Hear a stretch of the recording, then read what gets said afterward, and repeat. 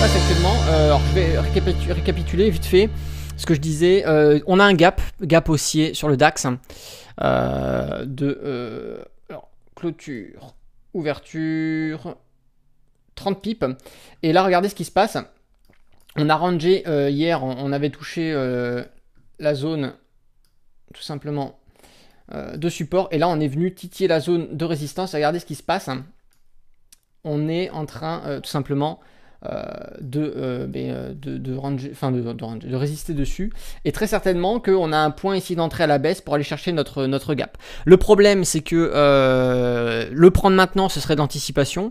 Bah, putain, on tâte, on a du mal. Hein. Mon point d'achat ne veut pas du tout se faire. On bloque vraiment sur les 13 364 là. Ouh là là, est-ce que c'est même peut-être bon signe parce que du coup, on a fait un plus haut. On s'est arrêté, on a rangé, on range, mais on chute. Et plus ça va, plus on rebute quand on essaie de refaire des hausses avec les bougies, on rebute sur des nouveaux niveaux. Ah là, si je prends un point d'achat, à mon avis, je pense que ça va être un point d'achat ultra court. Putain, on est à peine dessus, Ah, on est à peine dessus. Allez, je le prends. Je le prends, mais on est à peine dessus. On est à peine au-dessus de mon point d'achat. En fait, ça va valider mon point d'entrée, mais ça va être très timide à mon avis. Je pense que je vais juste prendre quelques points vite fait. Je vais pas faire une position longue avec objectif. Je vais juste faire une sorte de scalp. Allez, si dans une bougie de plus, on n'est pas en passement positif, je coupe pas par anticipation. J'ai pris point d'achat, mais effectivement, le problème c'est qu'on bute beaucoup. Le range est vraiment très plat. C'est pas bon signe ce truc. J'ai quand même pris mon point d'achat parce que bon. On a quand même bien surpassé nos zones de résistance.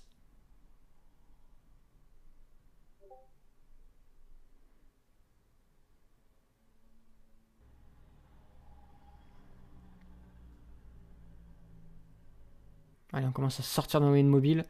Si on valide la clôture, franchement là, je vais me préparer. Tant pis, il est 11h49. On va faire un petit peu de rab. Allez, je clôture par anticipation.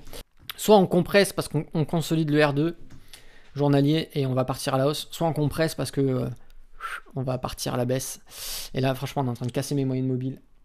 La première, là, on est en train de la recasser. On reclôture en dessous. Ah putain, c'est bon ça. C'est bon, mais il faut que ça prenne l'élan baissier du coup.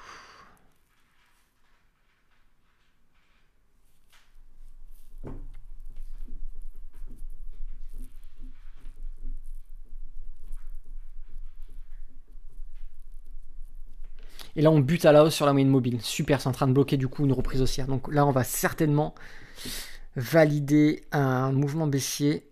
Parce que ma moyenne mobile, elle est passée résistante maintenant. Elle joue rôle de support, là, elle joue rôle de résistance. Donc ça, c'est sympa. Franchement, c'est génial. Point d'achat. Là, j'ai un troisième point d'achat. Mais je vais pas le prendre parce que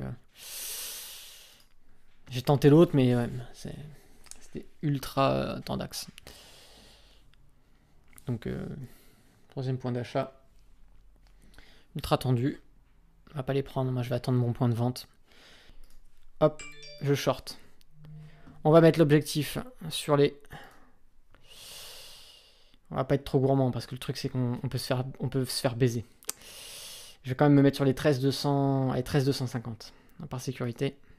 On va se mettre 13 250. On va la jouer sécure. 13 250.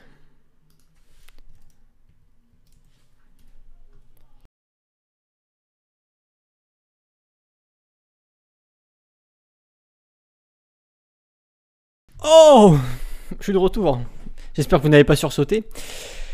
Bah écoutez, on est en train de taper.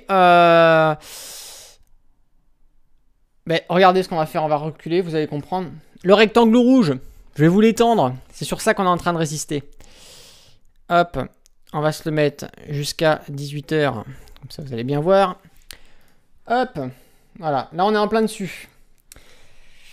Je suis justement en train de me poser la question. Est-ce que on va pas repartir à la hausse dessus ou pas ou alors, à mon avis, on va avoir des difficultés sur cette zone. En tout cas, on a eu les marchés américains qui ont ouvert. Convergence baissière avec le DAX. Mais on a encore du potentiel de baisse sur le Dow Jones. Il faut juste faire attention sur notre 15 minutes sur le Dow. On est en train de taper là encore une zone de support. Tout simplement, on s'en approche fortement. Et le problème, c'est que l'addition de toutes ces zones de support sur les différents indices qui sont corrélés entre eux peuvent effectivement nous bloquer pour de vrai. Ou alors, si on les casse tous en même temps, effectivement, on peut avoir une baisse énorme qui pourrait venir effectivement nous amener jusqu'au gap. Moi, je crois au gap. Je crois au gap parce que un gap, ça se comble.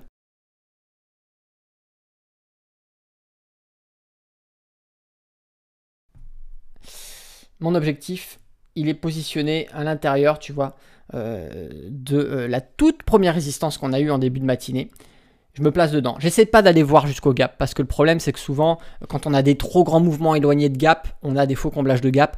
Et pour m'en préserver, je vais préférer chercher un objectif qui sera plus haut. Et tu vois, je me suis positionné à proximité du S1 ici. C'était un ancien S1 horaire. Là, c'est un S1 4 heures maintenant, tu vois, on est légèrement en dessous, mais à son approche, même ça se trouve, je clôturerai par anticipation. À son approche, si je vois qu'on résiste un petit peu, qu'il y a des difficultés.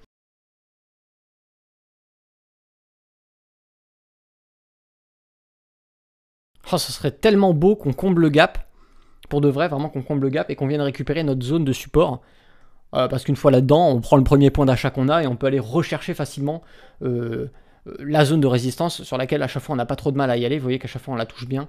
Alors là, on pourrait reprendre une centaine de pipes.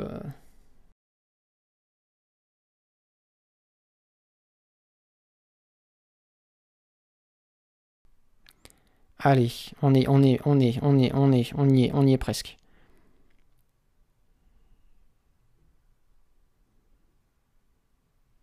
Allez, ça va le faire. Allez, encore un peu. Allez, faut que ça le fasse.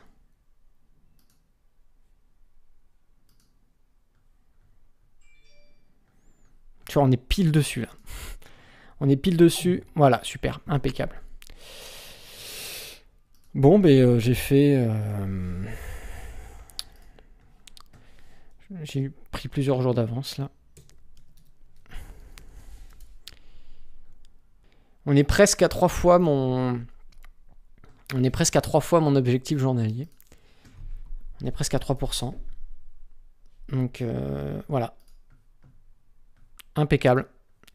Bon voilà, je vous remercie à tous d'avoir suivi cette vidéo et je remercie aux étudiants d'avoir été présents toute la journée parce qu'on a fait vraiment un grand live en direct. Si la bourse vous intéresse, en haut à droite s'ouvre une petite fiche, je vous invite à cliquer dessus, vous avez aussi le lien dans la description. C'est une formation qui est offerte, qui va vous permettre d'apprendre les bases avant de se lancer en bourse. Comment est-ce qu'on fait pour lire un graphique, qu'est-ce que c'est des chandeliers, les bougies japonaises, comment est-ce qu'on fait pour savoir s'il faut investir sur la hausse, sur la baisse, qu'est-ce que c'est que les indicateurs techniques, comment est-ce qu'on les utilise. Voilà, tout ça on le voit ensemble et c'est complètement offert. Franchement, je vous encourage à pas vous lancer sans aucune connaissance, parce que vous allez faire des conneries. Essayez au moins d'apprendre un minimum et là vous pouvez le faire avec cette formation offerte. Voilà, si la vidéo vous a plu, je vous invite à mettre un petit pouce aussi, et puis si vous n'êtes pas abonné, abonnez-vous. C'est marrant parce que je dis ça, mais il y a encore mes étudiants qui me regardent en live. Abonnez-vous à la chaîne. Et puis voilà, si vous avez tout simplement un commentaire à faire ou tout simplement vous avez aussi tradé vous cette journée-là, n'hésitez pas à le faire savoir dans les commentaires. C'était Alexandre de Trader Indépendant. Moi je vous dis à bientôt pour une prochaine vidéo. Et d'ici là, tradez bien sur les marchés financiers. Ciao!